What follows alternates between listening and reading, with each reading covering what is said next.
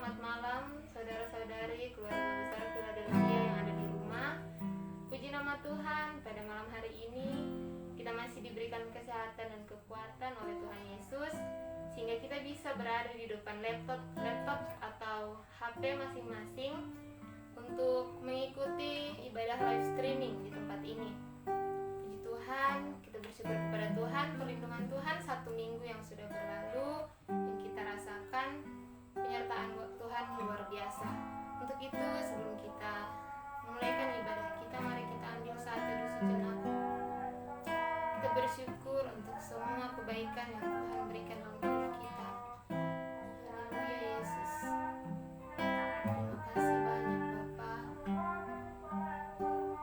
Bapa di surga, Bapa yang baik. Ini kami Tuhan, kami anak-anak-Mu datang untuk bersekutu di hadapan Tuhan. Kami tahu kami terbatas oleh jarak, tapi kerinduan kami satu Bapa, yaitu untuk menyenangkan Tuhan, untuk mendengarkan firman Tuhan.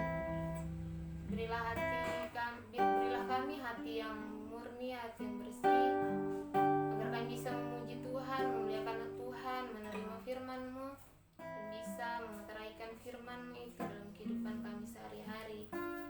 Kami buka ibadah kami pada malam hari ini dengan penuh ucapan syukur dalam nama Yesus. Haleluya, puji Tuhan. Amin.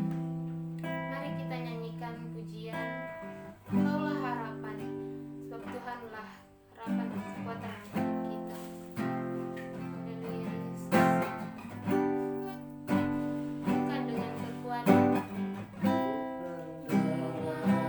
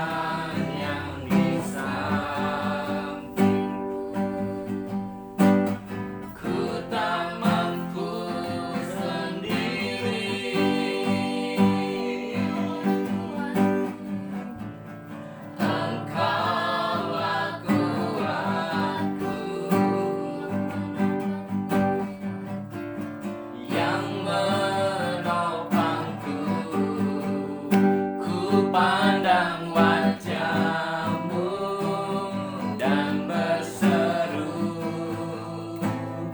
pertolongan-Mu datang dari-Mu. Peganglah tanganku, jangan lepaskan. Kaulah harapan dalam hidupku. Peganglah tanganmu dan berseru, pertolonganku datang dari-Mu.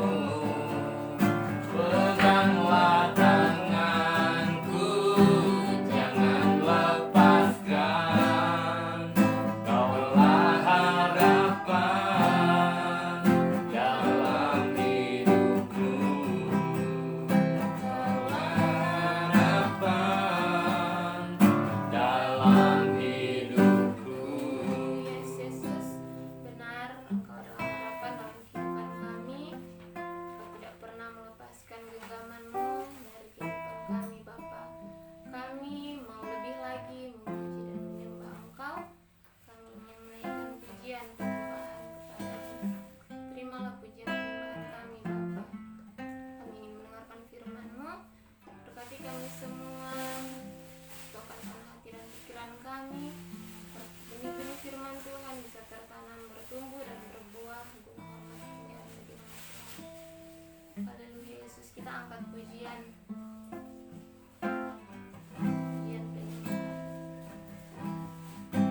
Haleluya Yesus.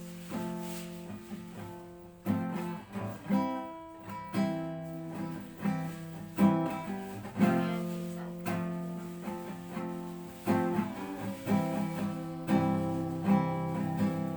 Menyanyikan pujian, ku yakin saat Kau berfirman. Saat Kau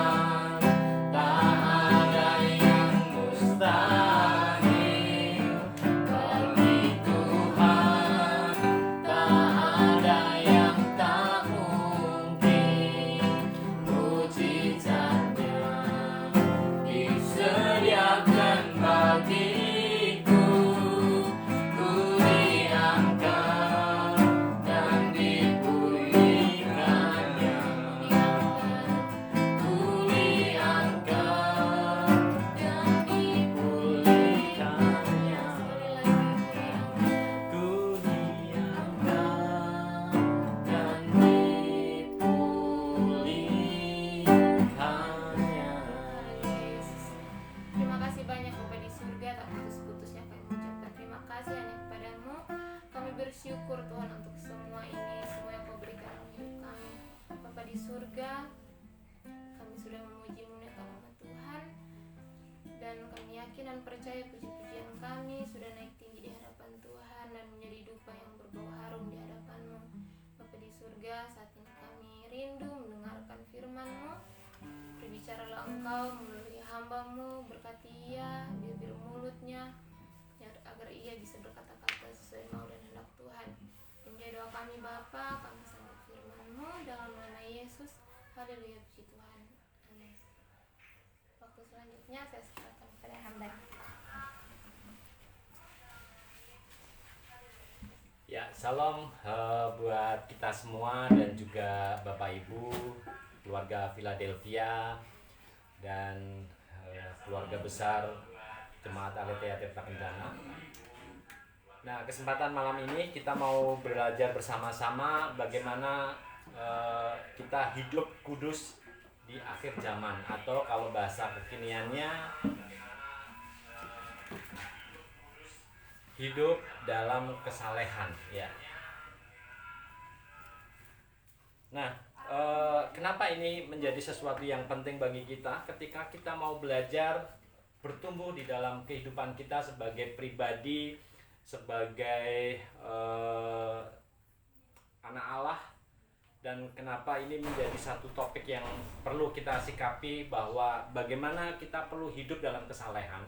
Ada satu cerita menarik. Suatu waktu saya pergi mencari alamat rumah. Lalu saya dengan istri saya naik motor lewat gang masuk di seputaran kota, dan saya tanya pada tukang sayur. Saya berpikir tukang sayur ini warga di sini, karena untuk RT RW-nya udah di ancer-ancernya itu. Lalu ketika saya berhenti, lalu saya turun, karena saya yang tahu jalan, maka saya bertanya pada tukang sayur, "Bu, ini bahasa Jawa, badhe nyuwun preso, dalemipun bapak ini," gitu. Lalu saya bilang nama lengkapnya. Lalu si ibu itu menjawab, "Oh, itu yang Pak Soleh itu ya, yang orangnya soleh." Bukan Pak Soleh, tetapi orangnya yang soleh. Maksud ibu, wah niku, saya translate aja, "Wah, itu orangnya saleh banget Pak, di sini itu pasti orang tahu bahwa dia hidupnya baik, bahwa orang itu baik. Dan saya tahu banget di mana alamatnya." Dia bilang, lalu dia tunjukkan, ini gang, lalu nanti ada rumah ketiga, ada warna itu, lalu belok kiri masuk, dari situ rumah kelima. Itu sudah beberapa tahun yang lalu. Dan saya ingat bagaimana ketika saya bertanya nama orang, lalu warga sekitar lebih mengenal nama dan kesalehannya. Nah, di Alkitab pun juga tertulis dengan sangat jelas siapa tokoh orang saleh, yaitu Ayub. "Hai hambaku Ayub yang saleh." Jadi bagaimana di akhir zaman, bagaimana kita menghidupi hari-hari ini yang sulit, yang mungkin sebagian orang susah untuk hidup saleh, tapi kita mau belajar bersama-sama kebenaran firman Tuhan. Apakah ada yang menghambat hidup kita? Karena saya rasa prinsip-prinsip ini sangat baik. Prinsip-prinsip ini akan menolong kehidupan kita. Kita akan baca bersama-sama di dalam Galatia. Galatia yang kelima ayat 16 sampai 26. Satu perikop yang sangat bagus, yaitu saya akan bacakan dari ayat 16, topiknya hidup menurut daging atau roh. Atau dalam versi yang lain menerjemahkan hidup dalam kesalehan sebenarnya. "Maksudku ialah hiduplah oleh roh, maka kamu tidak akan menuruti keinginan daging. Sebab keinginan daging berlawanan dengan keinginan roh, dan keinginan roh berlawanan dengan keinginan daging. Karena keduanya bertentangan sehingga kamu setiap kali tidak melakukan apa yang kamu kehendaki. Akan tetapi, jikalau kamu memberi dirimu dipimpin oleh roh, maka kamu tidak hidup di bawah hukum Taurat. Perbuatan daging telah nyata, yaitu percabulan, kecemaran, hawa nafsu, penyembahan berhala, sihir, perseteruan, perselisihan, iri hati, amarah, kepentingan diri sendiri, pencideraan, roh pemecah, kedengkian, kemabukan, pesta pora, dan sebagainya. Terhadap semuanya itu kuperingatkan kamu seperti yang telah kubuat dahulu, bahwa barang siapa melakukan hal-hal yang demikian, ia tidak akan mendapat bagian dalam kerajaan Allah. Tetapi buah roh ialah kasih, sukacita, damai sejahtera, kesabaran, kemurahan, kebaikan, kesetiaan, kelemah lembutan, penguasaan diri. Tidak ada hukum yang menentang hal-hal itu.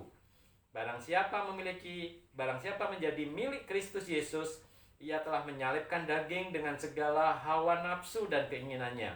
Jikalau kita hidup oleh roh, baiklah hidup kita juga dipimpin oleh roh.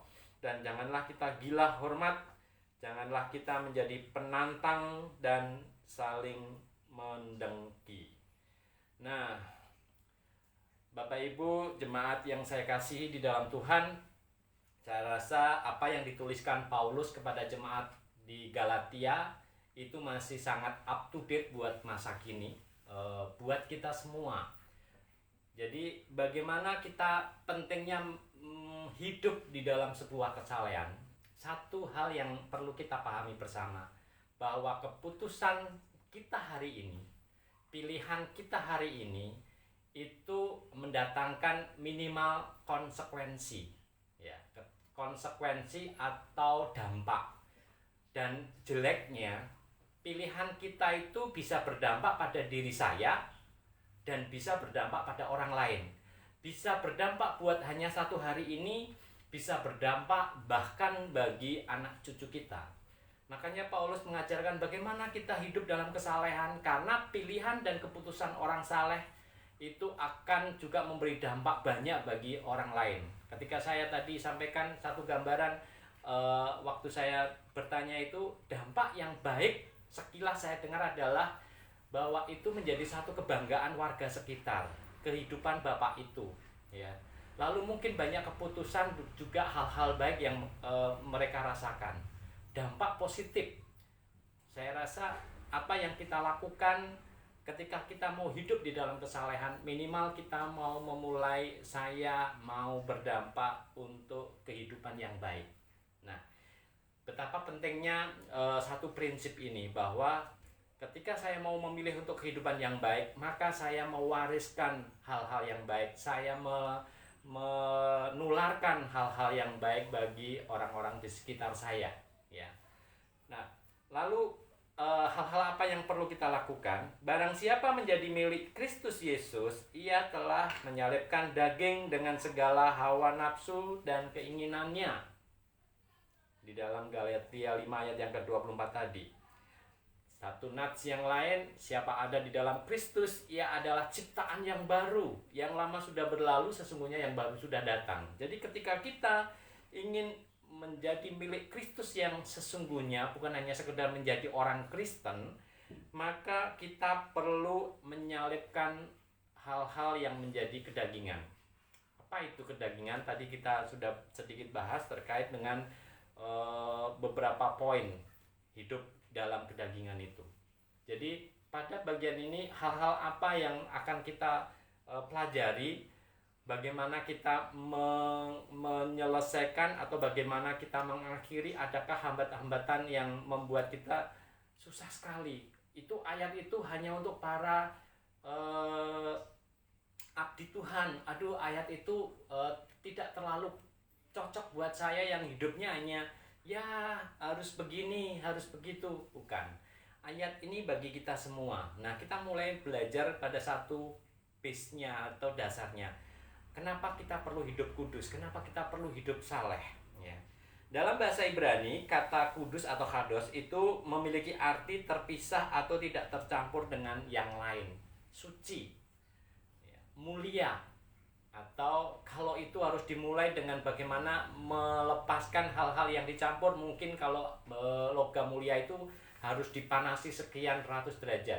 Kalau kita sebagai pribadi yang mengenal Kristus 10 tahun yang lalu, 1 tahun yang lalu, 5 tahun yang lalu, bahkan mungkin sejak lahir saya dianggap menjadi orang Kristen karena orang tua saya Kristen. Tapi ketika kita untuk memilih sebagai satu keputusan menjadi murid Yesus, maka saya memilih untuk hidup di dalam kebenaran. Saya memilih untuk hidup di dalam kesalehan. Nah, hal-hal apa yang seringkali perlu kita lakukan? Kalau kita bicara tentang kudus berarti harus dimurnikan. kudus berarti harus dipisahkan, maka kita perlu memisahkan manusia lama kita. Yang lama sudah berlalu dan yang baru, yaitu kebenaran-kebenaran itu akan menjadi bagian kehidupan kita. Pada bagian ini apa yang perlu kita selesaikan? Ya, manusia lama apa yang Tuhan ingin saya harus mengakhiri? Manusia lama apa yang Allah rindukan? Mungkin bukan hanya pasanganmu, mungkin bukan hanya anakmu, mungkin bukan hanya orang tuamu yang mengharapkan, aduh anakku ini loh perlu ada pembaharuan, perlu ada satu dimurnikan. Allah merindukan untuk kita hidup di dalam kemurnian. Ya, tidak mudah. Bukan hanya sebatas membalik tangan. Ada proses, tetapi hal pertama yang perlu kita lakukan adalah perlunya kesadaran diri. Memisahkan diri dari segala sesuatu yang menghalangi hubungan kita dengan Tuhan. Bagi beberapa orang mungkin pribadi mereka mungkin dosa adalah penghalang hubungan pribadi mereka dengan Tuhan. Mungkin dosa.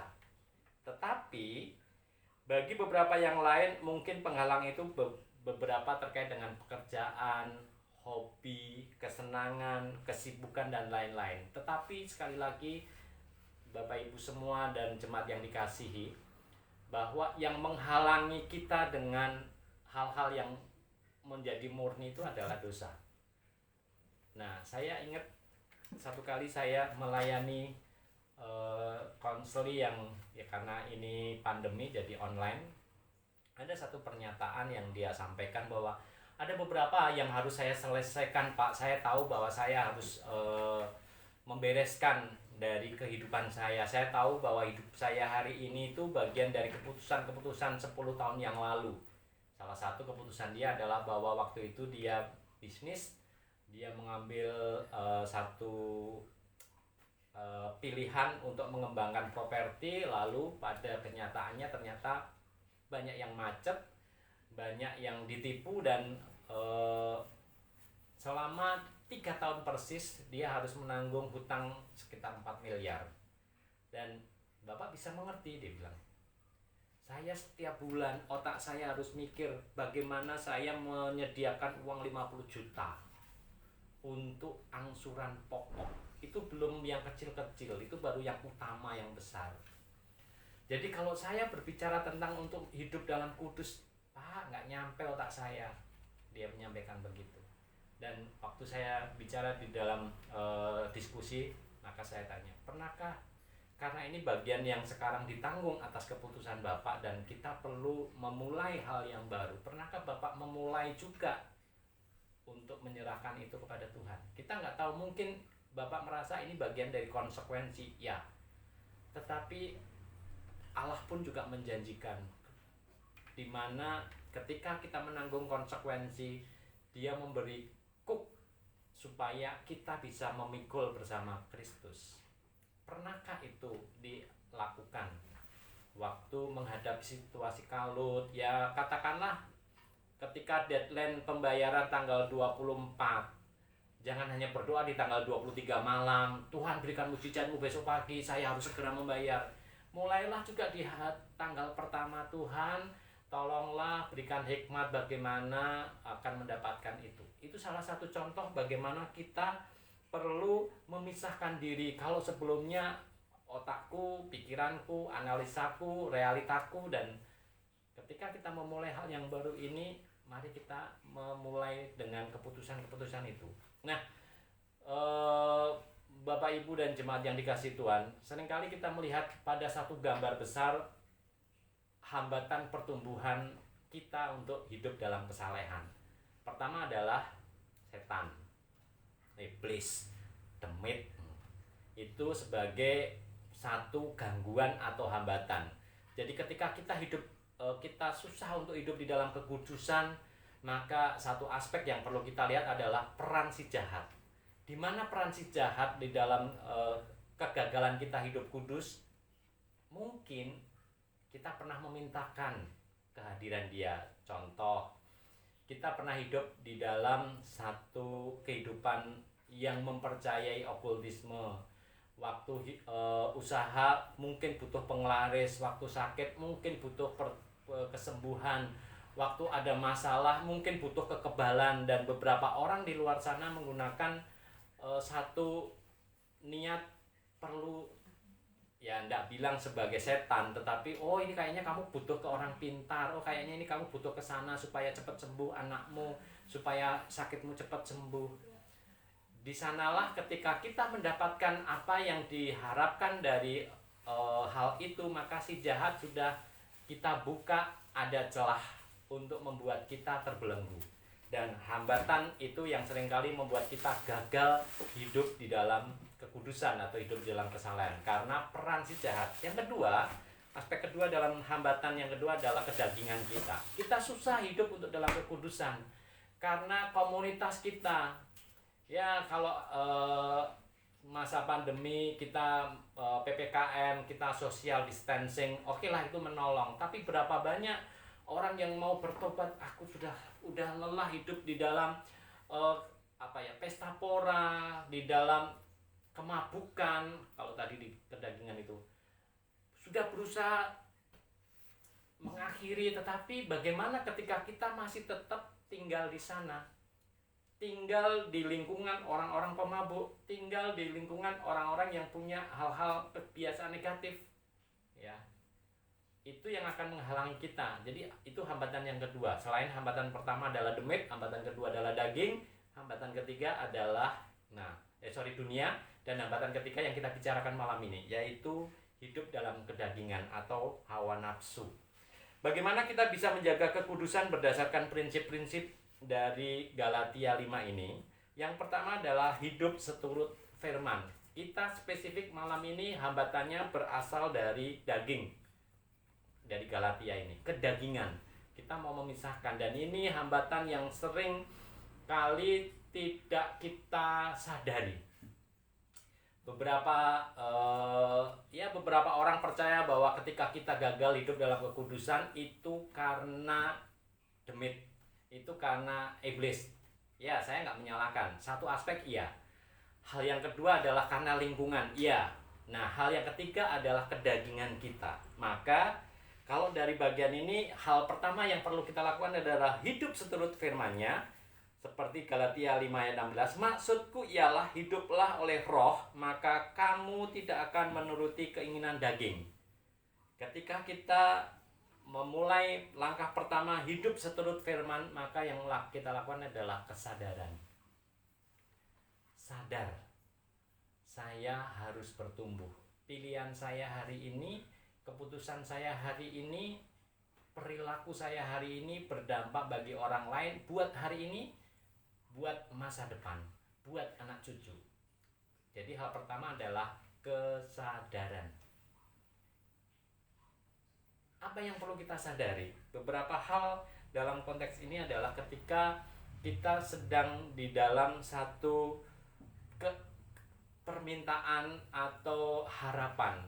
Kalau tadi ada buah-buah roh itu, bagaimana melihat dari aspek itu? Tuhan, saya mau hidup seturut dengan Engkau. Hal pertama contohnya adalah bagaimana saya hidup dalam kasih. Ya, Allah meminta kita untuk hidup seturut dalam firman-Nya dalam bentuk kasih. Apa yang menghambat kita untuk mengasihi? Aduh Tuhan, saya lihat fotonya dia udah sebel banget. Aduh Tuhan, saya lihat profilnya aja udah sebel banget. Ya Tuhan, kalau saya lihat status di WA itu, ngelihat orang itu berstatus itu sebel banget. Tapi kita diminta Tuhan untuk seturut dengan firman. Kasih. Apa yang menghambat? Oh, saya masih ada masalah dengan orang itu. Oh, saya masih ada perasaan kecewa dengan orang itu. Tuhan, ajarkanlah saya untuk mengasihi dia. Mungkin saya tidak ngomong kepada dia, tetapi ketika saya melepaskan kejengkelan saya itu, kalaupun hari ini saya masih merasa jengkel lihat status dia di WA, ya, saya berdoa supaya mulai hari ini saya mengakhiri itu. Dan berapa banyak jemaat yang dikasih Tuhan, kita sudah nggak suka dengan orang itu, kita stalking, berusaha ngecek statusnya. Coba apa status dia, lalu kita mulai memikirkan, menganalisa tujuan dia membuat status. Ini mesti untuk saya, ini status dia ini. Kan nggak mesti. Mungkin dia membuat status karena dapat status dari orang lain. Dan berapa banyak kita kadang-kadang ya plus 62 ini ada status yang dianggap bagus, lalu kita ikutan. Tapi bagi orang yang nggak suka dengan status kita, lalu orang itu mengkritisi atau kita melihat status orang lain. Dan hal inilah yang seringkali terjadi. Kenapa kita susah untuk seturut dengan firman Tuhan? Karena kita seringkali kehilangan kesadaran yang mendasar.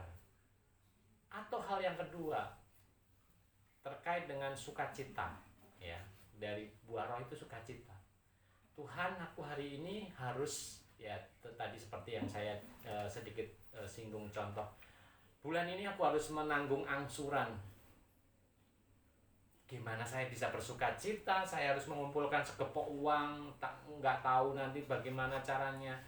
Tapi Tuhan mengajarkan bersukacitalah, bersukacitalah. Aduh, nggak bisa mikir bersukacita kayak apa, ya.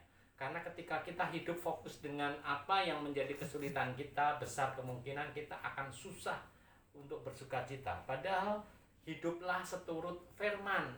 Firmannya mengajarkan bersukacitalah. Saya selalu terus-menerus bahkan dalam mungkin beberapa ketika saya menyampaikan kebenaran firman dalam kehidupan keluarga kami, saya, istri saya, anak saya terus-menerus nggak tahu sampai kapan, tapi setiap pagi kami selalu mengungkapkan satu kalimat penting. Selamat pagi dan I love you. Lalu tindakannya adalah mencium. Kalau kami menikah sudah 19 tahun, artinya ketika dengan anak sudah 11 tahun dan itu masih relevan sampai hari ini. Karena bagian dari sukacita saya adalah ketika saya mendapatkan kata itu, bagian dari mereka berdua, bagi istri dan anak saya juga ketika mendapatkan ucapan selamat pagi dan I love you, lalu saling mencium. Bahkan satu kali karena buru-buru pagi-pagi, lalu Jordan mengingatkan, Mama belum mencium Papa, ayo sekarang mencium dulu.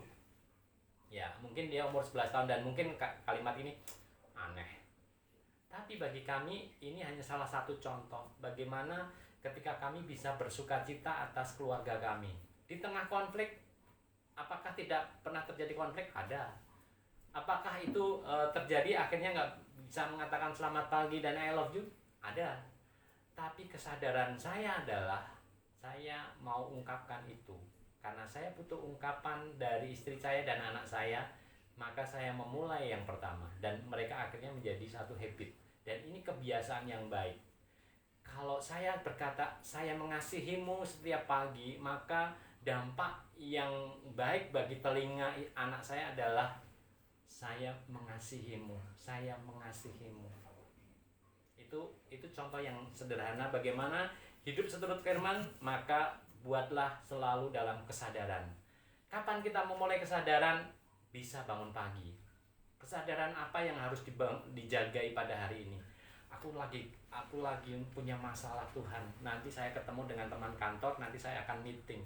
Dan teman itu lagi membuat ulah. Kesadaran saya, Tuhan jagai saya.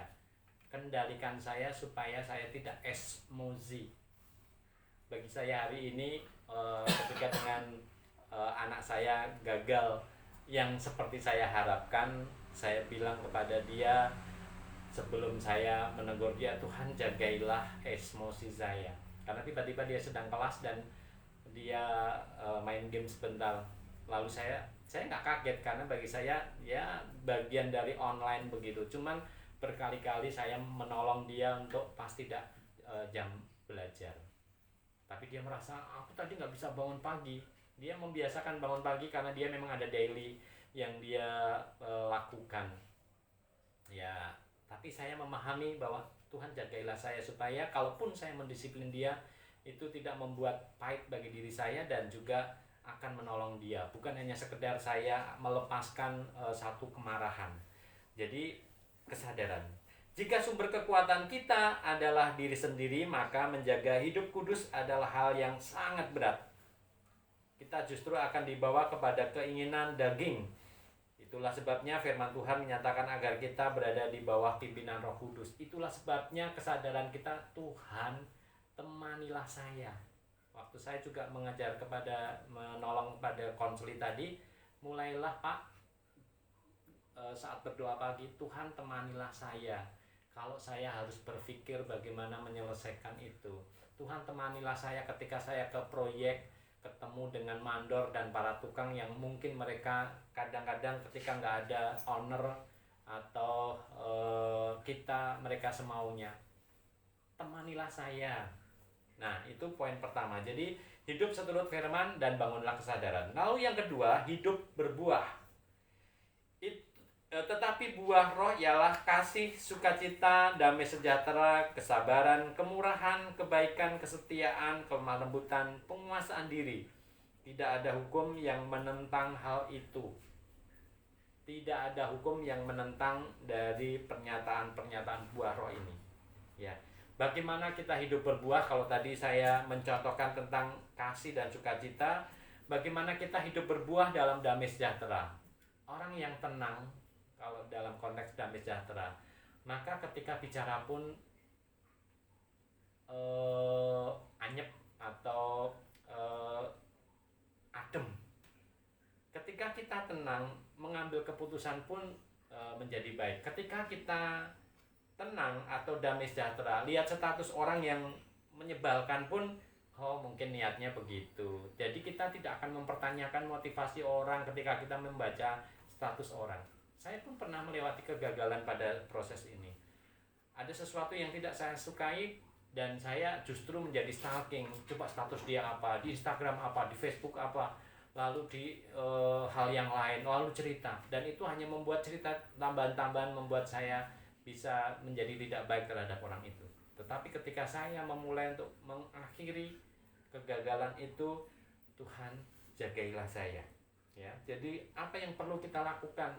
Di bagian mana yang kita perlu menghasilkan buah? Ingat, Bapak Ibu dan jemaat yang dikasihi, ketika kita hidup berbuah, bukan orang jauh yang akan menikmati, tapi orang dekat. Beberapa waktu kami panen jambu karena nanem dan ini pas musim. Ya pastinya yang menikmati kami bagikan ke tetangga kanan kiri, selain sebagian sih dimakan codot. Tetapi waktu kami bagikan, ya nggak banyak bagi tetangga kanan kiri dan belum bisa semua tetangga kami berikan karena memang panennya nggak banyak. Tetapi ketika ada buahnya dan mereka pun ikut menikmati, ya mereka ikut senang. Sama dalam kehidupan kita. Ketika kita menghasilkan buah, orang pertama yang akan menikmati buahnya adalah keluarga kita. Orang kedua yang akan menikmati buahnya adalah tetangga kanan kiri. Orang ketiga yang akan menikmati buahnya di mana kita ada, di tempat pekerjaan, di tempat pelayanan, itu bagian orang ketiga. Tetapi ketika menghasilkan buah, maka orang-orang tercintalah yang akan menikmati buahnya. Saya melihat contoh pada bagian ini. Hiduplah berbuah dalam kesabaran dan kebaikan atau kesetiaan. Ketika kita hidup di dalam kesabaran, menghadapi sesuatu tidak menjadi gerusa-gerusu. Pak, aku nggak bisa ya Pak.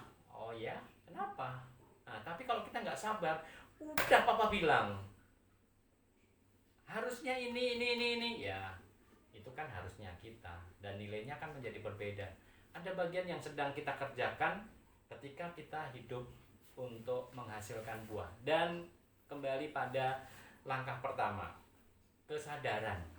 Ya, seturut dengan firman dan kesadaran. Sadar bahwa apa yang aku lakukan pada hari ini untuk menghasilkan buah. Ada kebaikan. Aduh, betapa susahnya saya kalau berbuat baik. Saya itu menyapa aja susah misalnya. Saya melatih anak saya untuk menyapa. Menyapa kadang-kadang tidak halus dengan satu say hello. Ada kadang-kadang kerdipan mata, ada kadang-kadang hanya melambaikan tangan. Tapi saya mengajarkan pada dia. Nah, waktu saya mengajarkan pada dia, saya pun meneladankan itu. Kenapa begitu? Karena saya dapat ajaran itu. Dulu papaku ngajarin gitu, Jo. Kita itu harus ramah. Karena orang terdekat yang akan menolong kita ketika mengalami kesulitan adalah tetangga kita. Kalau kita punya masalah, bukan orang jauh, bukan keluarga yang dari Bandung, yang dari Temanggung, yang dari Salatiga. Kalau kita membutuhkan mereka, maka hal pertama yang akan menjadi magnet mereka menolong kita adalah kebaikan kita. Nah, kebaikan yang paling sederhana adalah ramah. Menyapa waktu ketemu di luar, "Hello Bude, hello Pak De." Itu cukup. Ketika kita ramah, maka mereka pun akan menjadi simpatik pada kita. Nah, dari keramahan kita, kebaikan kita itu akan menghasilkan buah. Ya ampun, Jordan tadi Om pagi-pagi dia udah rame itu menyapa, kaget saya. Itu hal yang baik yang bisa kita kerjakan. Dan dimulai dari mana? Kesadaran. Ya, jadi kalau tahu bahwa saya ada masalah hari ini, kesadaran kita adalah saya harus menghasilkan buah. Buahnya apa? Ya buah yang sedang kita ingin lakukan. Lalu yang ketiga, nah ini yang terpenting juga, setelah seturut dengan firman hidup berbuah, yang ketiga adalah hidup menyalipkan daging. Barang siapa menjadi milik Kristus Yesus, ia telah menyalipkan daging dengan segala hawa nafsu dan keinginannya. Hawa nafsu bukan hanya sebatas pada imoralitas, moralitas. Hawa nafsu bukan hanya sebatas seksualitas. Hawa nafsu adalah termasuk dalam kesombongan. Hawa nafsu termasuk dalam keangkuhan dan hal-hal yang tadi dibahas tadi. Ya, sok pengen menang sendiri, ada egois, untukku dan untukku. Kalau di Amsal itu hal bentuk dalam hawa nafsu. Jadi bagaimana kita hidup untuk menyalipkan daging?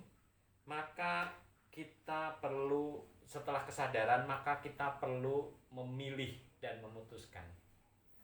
Sederhana sekali. Saya menolong seorang konseli yang homoseks. Ya, seorang homoseks. Lalu ada satu bagian yang memang saya tawarkan pada dia.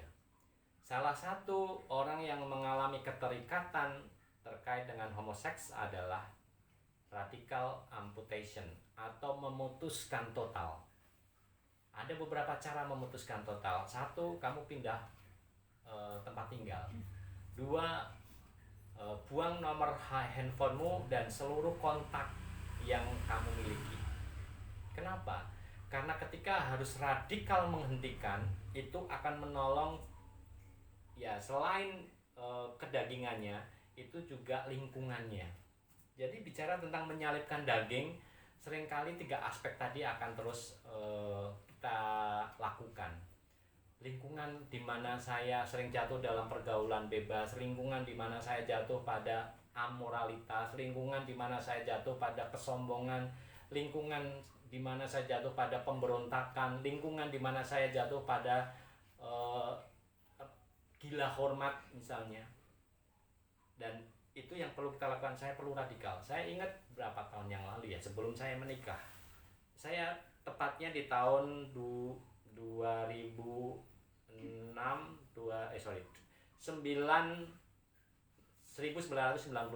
ketika saya tahu 1997 saya melamar pekerjaan di pelayanan. Jadi saya bilang, saya kalau nanti hidup di pelayanan, saya akan berhenti merokok. Berapa tahun saya bergumul untuk berhenti merokok? Cukup panjang. Saya merokok itu sejak 7 tahun. Saya sudah merokok, sudah tengwe, linting dewe. Karena ayah saya mengajari itu, dan ketika dia merokok, saya ikut merokok dan no problem. Tapi ketika saya berpikir dan memutuskan untuk menyalipkan keinginan merokok saya, karena saya tahu bahwa itu tidak baik bagi tubuh saya dan bagi bagian dari konteks menjadi surat pujian, maka saya memilih untuk berhenti.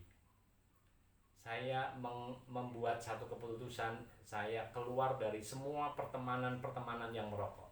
Hampir 3 tahun saya tidak kontak mereka. Kalau dulu setiap malam nongkrong di pos ronda, saya nggak keluar. Salah satunya apa? Supaya saya berhenti dari komunitas itu. Radical amputation, atau memutuskan satu mata rantai supaya saya berhenti. Itu bukan hanya terkait dengan kecanduan, tetapi juga aspek kedagingan yang lain. Ya, apa yang perlu kita hentikan? Kalau memang itu terkait dengan harga diri, seberapa sih harga diri kita? Kalau itu terkait dengan masa depan, seberapa besar yang ingin kita kejar tentang masa depan itu? Jadi hidup menyalipkan daging adalah bagian yang paling penting. Nah, dalam hal ini seringkali bagi kita mungkin merasa bahwa kejatuhan-kejatuhan kita karena si jahat. Ya, sebagian dari si jahat. Tapi berapa besar seringkali adalah karena kedagingan kita yang dipengaruhi oleh lingkungan di mana kita ada. Mari kita mau mengambil waktu, kita meminta Tuhan, pada bagian mana di mana saya perlu memulai dalam hidup kesalehan ini. Tuhan, di bagian mana saya perlu mengakhiri dan meminta Tuhan untuk menolong dalam proses kita. Mari kita pujikan satu pujian. Ku telah mati dan tinggalkan.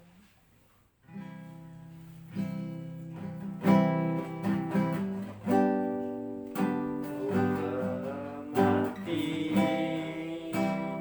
dan tinggalkan cara hidupku yang lama. Semuanya sia-sia dan tak berarti lagi. Hidup ini ku letakkan pada mezbah-Mu ya Tuhan.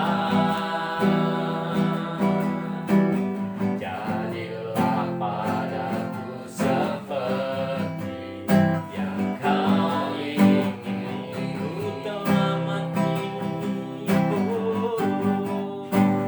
telah mati dan tinggalkan cara hidupku yang lama. Semuanya sia-sia dan tak berarti lagi. Hidup ini ku letakkan pada mezbah-Mu ya Tuhan. Jadilah padaku seperti yang Kau ingini. Jadilah padaku seperti yang Kau ingini. Jadilah padaku seperti yang Kau. Sekali lagi, jadilah padaku seperti yang Kau ingini.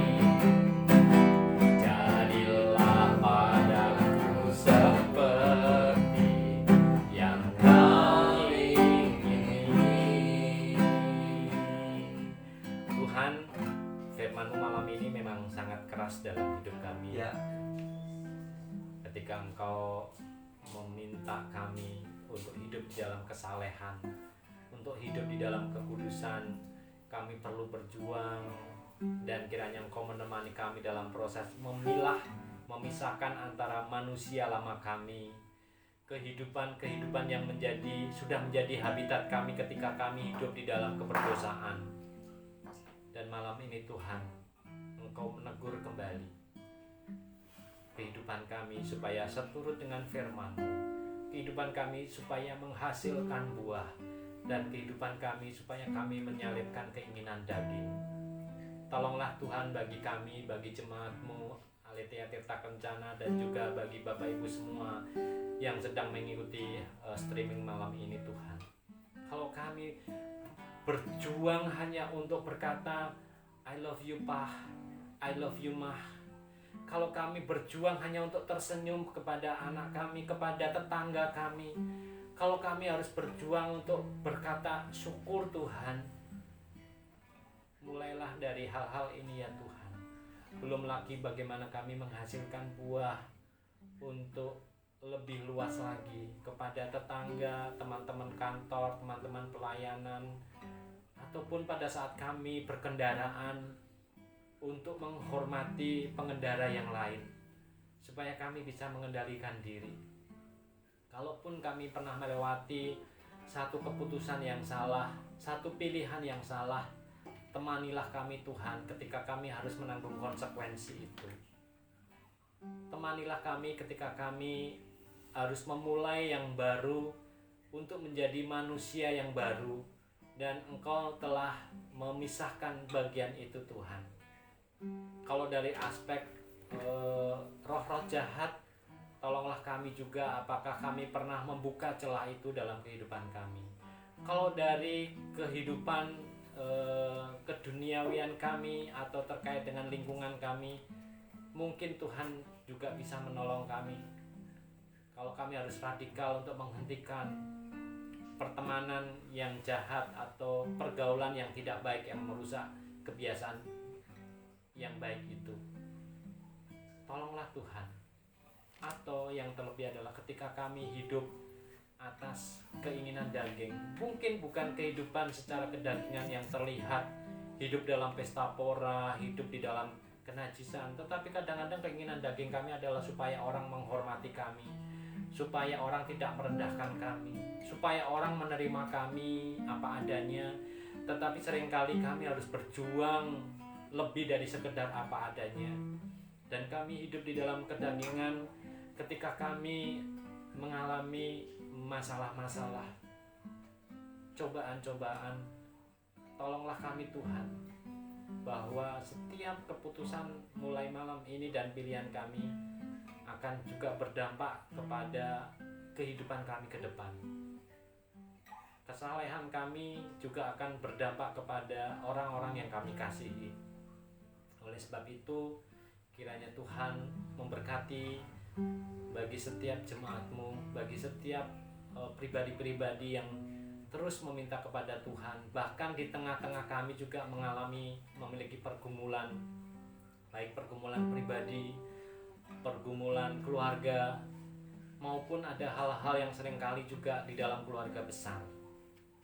Tolonglah Tuhan, setiap kerapuhan kami membutuhkan Engkau. Setiap kelemahan-kelemahan kami membutuhkan Engkau. Bahkan di tengah kelelahan kami untuk berjuang, untuk hidup, untuk survive, tolonglah kami. Kiranya Tuhan menaruhkan damai sejahtera-Mu buat kami semua. Berkatilah kami, berkatilah hamba-Mu Bapak Pendeta Daniel Pujarsono dengan keluarga ya Tuhan. Dalam seluruh kehidupannya, banyak orang yang menopang, bahkan jemaat-jemaat Aletheia Tirta Kencana dan setiap pribadi yang ikut streaming ini Tuhan. Di tengah kami ada pergumulan, tolonglah kami.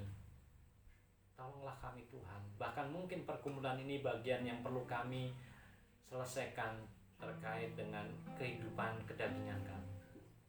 Yakinkanlah, taruhkanlah kesadaran itu terus-menerus di dalam hidup kami bahwa Allah menemani kami. Amin.